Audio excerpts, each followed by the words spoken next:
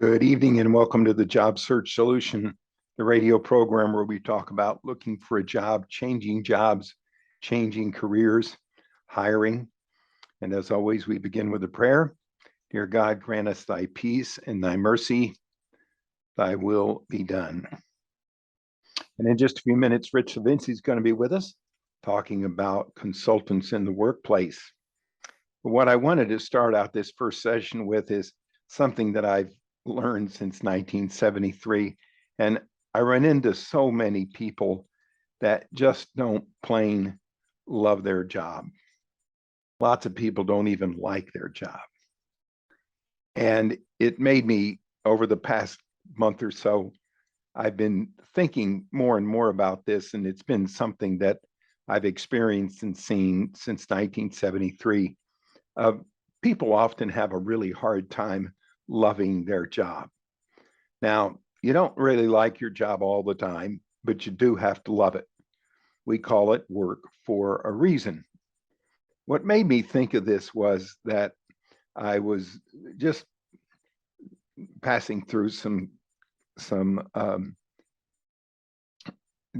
scripture as well as quotes the other day, and I came upon Dr. King's quote of, "If a man is called to be a street sweeper, he should sweep streets even as Michelangelo painted, or Beethoven composed music, or Shakespeare wrote poetry.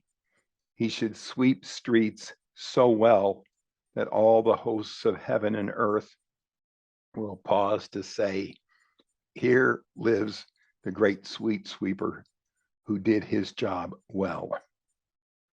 And lots of people don't love their job because they don't throw themselves into it. It is just a plain old job.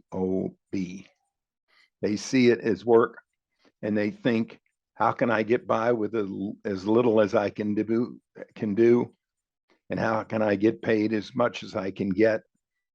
And they go from one job to another job to another job, and they rarely really throw themselves into it. They don't try to become the best accountant or salesperson or administrative person or IT person as they could possibly be. Just like Dr. King's street sweeper, doing absolutely the very best that they can and getting gratification out of doing a job well.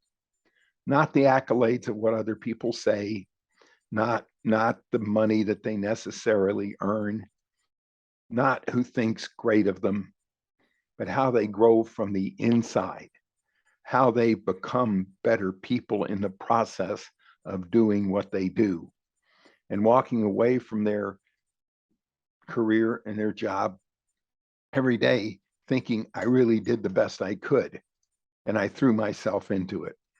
Now, I recommend, of course, as I've mentioned in this program before, that everybody find what their aptitude is.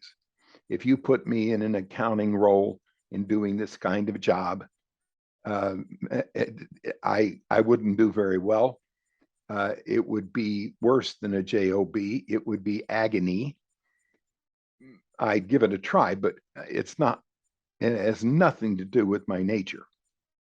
But you put me in the kind of environment that I'm in, I love what I do. I, again, don't like it all the time.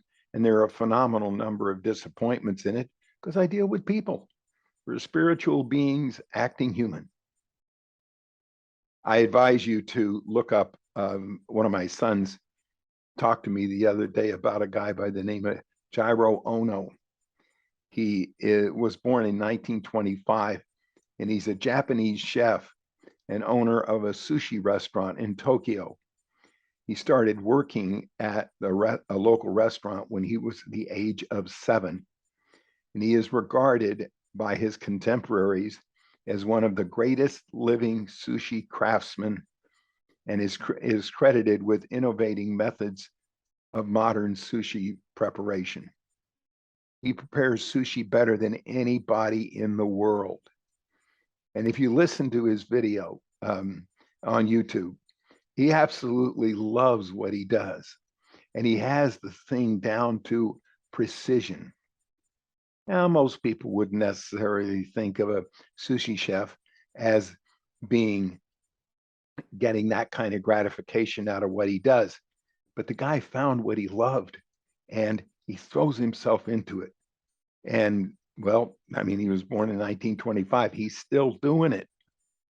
And he talks about how much he absolutely loves what he does because he throws himself into it and he becomes the best sushi chef in the world, the best street sweeper in his profession in the world.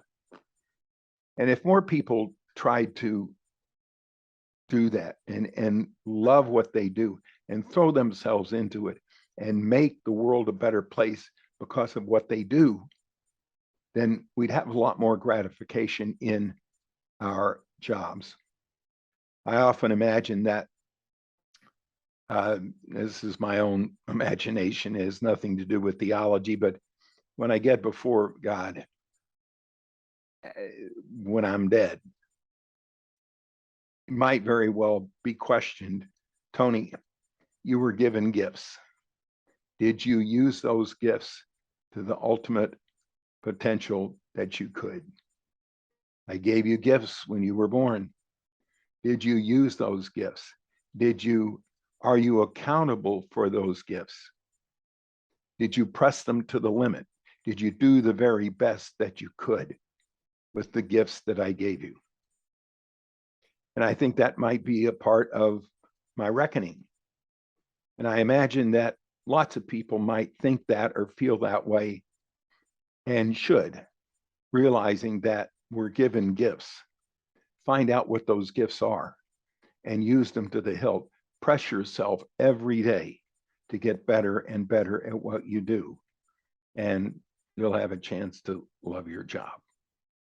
All right, we're going to take a short break. Stay tuned. This is Tony Bashir with the Job Search Solution.